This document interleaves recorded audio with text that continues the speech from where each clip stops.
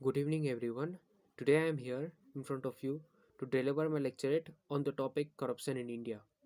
I will be dividing my topic into many subsets. First of all, I will give the brief introduction of it. As we all know that corruption in India is one of the most evil practice that is being conducted across the system of our country.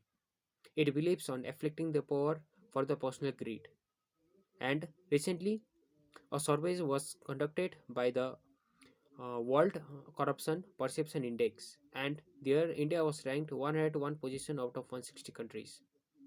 Although India has shown a lot of improvement over the years, but still there is a lot of work yet to be done. Now, coming to the major field of corruption taking place in our country. First of all, in the field of media. Because of the corruption taking place in this field, media has not been able to perform upon its uppermost potential. And coming to the another thing, that is the corruption in judiciary. Because of the corruption taking place in this field as well, the judiciary, which is considered as one of the most supreme branch of our constitution, has been diluted, and the problems like decision delay and the free movement of suspect in the open market is taking place. And also the decent ones are not getting their rights, their justice. And coming to the another thing, that is corruption in various public sectors. That is, if I talk about the prominent ones, like the corruption taking place in documentation as well as the document verification. Over 38% of the corruption of our country is being conducted in this segment only. And also in the field of sports and the medical facilities.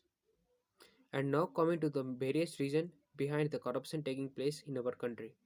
First of all is people don't believe over our government, because at the time of election the various parties come out and do a lot of corruption, and a lot of donations from illegal sources takes place, thus making our government corrupt as well.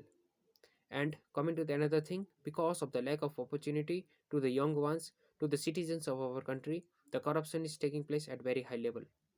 And another thing which I think it is very much catastrophic is because of the less allowance given to the basic government employees, because of which they are apparently forceful to receive the bribe. And another thing, that is because of the impatience nature of of citizens of our country, because they come into the state of abrupt, and thus to fulfill their work in less amount of time, they used to pay the bribe. Now coming to the major steps that has been taken by the government over the years.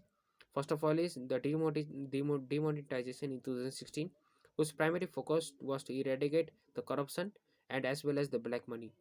And in 2005, under Media Act, the media was given the right to information, under which media was doing a significant role, but it has been diluted up to a very high level at the moment. And another thing, coming to the conclusion, I think that eradicating corruption, we should focus on the digitalization, so that we will be able to have a transparent flow of money, so that our each and every citizen should be able to access it, and thus creating the faith over the government. And another thing is creating the more opportunities.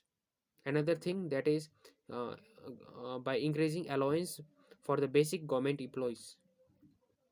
And last, what I think is spreading awareness would be one of the most effective idea, and thus complying with our rules and regulations and behaving like a humble citizen would be helping India to get rid of this problem. Thank you.